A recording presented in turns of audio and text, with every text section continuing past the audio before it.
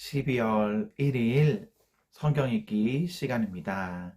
우리 오늘은 고린도전서 15장에서 16장, 고린도전서 15장에서 16장에 있는 말씀을 읽겠습니다. 15장.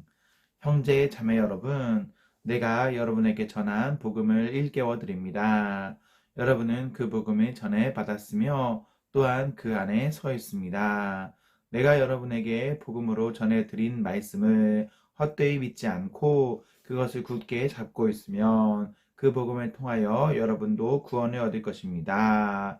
나도 전해받은 중요한 것을 여러분에게 전해드렸습니다. 그것은 곧 그리스도께서 성경대로 우리 죄를 위하여 죽으셨다는 것과 무덤에 묻히셨다는 것과 성경대로 사흘날에 살아나셨다는 것과 게바에게 나타나시고 다음에 12제자에게 나타나셨다고 하는 것입니다. 그 후에 그리스도께서는 한 번에 500명에 넘는 형제 자매들에게 나타나셨는데 그 가운데 더러는 세상을 떠났지만 대다수는 지금도 살아 있습니다. 다음에 야고보에게 나타나시고 그 다음에 모든 사도들에게 나타나셨습니다. 그런데 맨 나중에 다리 차지 못하여 난 자와 같은 나에게도 나타나셨습니다. 나는 사도들 가운데서 가장 작은 사도입니다. 나는 사도라고 불릴 만한 자격도 없습니다. 그것은 내가 하나님의 교회에 박해했기 때문입니다. 그러나 나는 하나님의 은혜로 오늘의 내가 되었습니다. 나에게 베풀어 주신 하나님의 은혜는 헛되지 않았습니다. 나는 사도들 가운데 어느 누구보다도 더 열심히 일하였습니다. 그러나 이렇게 한 것은 내가 아니라 나와 함께 하신 하나님의 은혜입니다. 그러므로 나나 그들이나 할 것 없이 우리는 이렇게 전파하고 있으며 여러분은 이렇게 믿었습니다. 그리스도께서 죽은 사람 가운데서 살아나셨다고 우리가 전파하는데 어찌하여 여러분 가운데 더러는 죽은 사람의 부활이 없다고 말합니까? 죽은 사람의 부활이 없다면 그리스도께서도 살아나지 못하셨을 것입니다. 그리스도께서 살아나지 않으셨다면 우리의 선포도 헛되고 여러분의 믿음도 헛될 것입니다. 우리는 또한 하나님을 거짓되이 증언하는 자로 판명될 것입니다. 그것은 죽은 사람이 살아나는 일이 정말로 없다면 하나님께서 그리스도를 살리지 않으셨을 터인데도 하나님께서 그리스도를 살리셨다고 하나님에 대하여 우리가 증언했기 때문입니다. 죽은 사람들이 살아나는 일이 없다면 그리스도께서 살아나신 일도 없었을 것입니다. 그리스도께서 살아나지 않으셨다면 여러분의 믿음은 헛된 것이 되고 여러분은 아직도 죄 가운데 있을 것입니다. 그리고 그리스도 안에서 잠든 사람들도 멸망했을 것입니다. 그리스도 안에서 우리가 바라는 것이 이 세상에만 해당되는 것이라면 우리는 모든 사람 가운데서 가장 불쌍한 사람일 것입니다. 그러나 이제 그리스도께서는 죽은 사람들 가운데서 살아나셔서 잠든 사람들의 첫 열매가 되셨습니다. 한 사람으로 말미암아 죽음이 들어왔으니 또한 한 사람으로 말미암아 죽은 사람의 부활도 옵니다. 아담 안에서 모든 사람이 죽는 것과 같이 그리스도 안에서 모든 사람이 살아나게 될 것입니다. 그러나 각각 제 차례대로 그렇게 될 것입니다.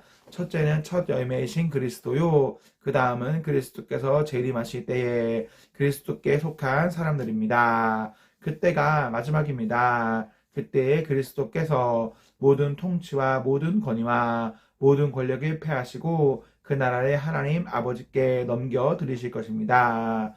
하나님께서 모든 원수를 그리스도의 발 아래에 두실 때까지 그리스도께서 다스리셔야 합니다. 맨 마지막으로 멸망받을 원수는 죽음입니다. 성경에 이르기를 하나님께서 모든 것을 그의 발 아래에 굴복시키셨다 하였습니다. 모든 것을 굴복시켰다고 말할 때에는 모든 것을 그에게 굴복시키신 분은 그 가운데 들어있지 않은 것이 명백합니다.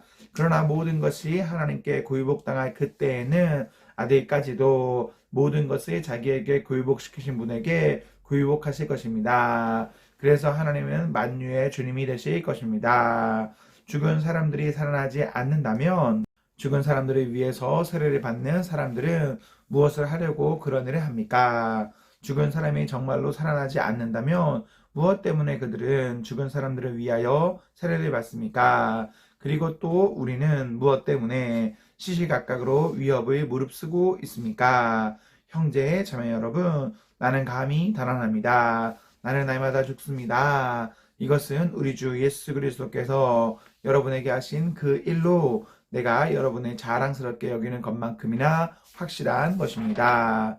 내가 에베소에서 맹수와 싸웠다고 하더라도 인간적인 동기에서 한 것이라면 그것이 나에게 무슨 유익이 되겠습니까? 만일 죽은 사람이 살아나지 못한다면 내일이면 죽을 터이니 먹고 마시자 할 것입니다. 속지 마십시오. 나쁜 동무가 좋은 습성을 망칩니다. 똑바로 정신을 차리고 죄를 짓지 마십시오. 여러분을 부끄럽게 하려고 내가 이 말을 합니다만 여러분 가운데서 더러는 하나님을 아는 지식이 없습니다. 그러나 죽은 사람이 어떻게 살아나며 그들은 어떤 몸으로 옵니까? 하고 묻는 사람이 있을 것입니다.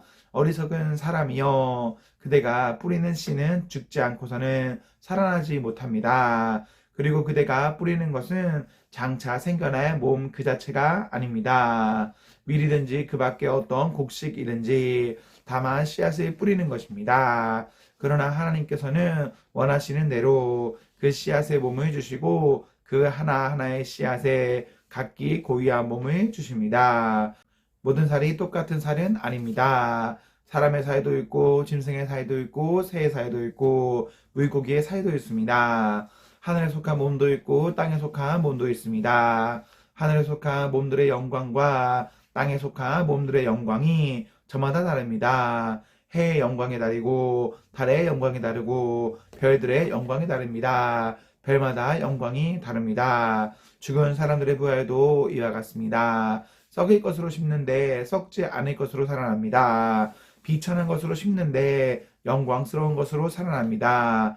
약한 것으로 심는데 강한 것으로 살아납니다. 자연적인 몸으로 심는데 신령한 몸으로 살아납니다. 자연적인 몸이 있으면 신령한 몸도 있습니다. 성경에 첫사람 아담은 사한 영이 되었다고 기록한 바와 같이 마지막 아담은 생명을 주시는 영이 되셨습니다.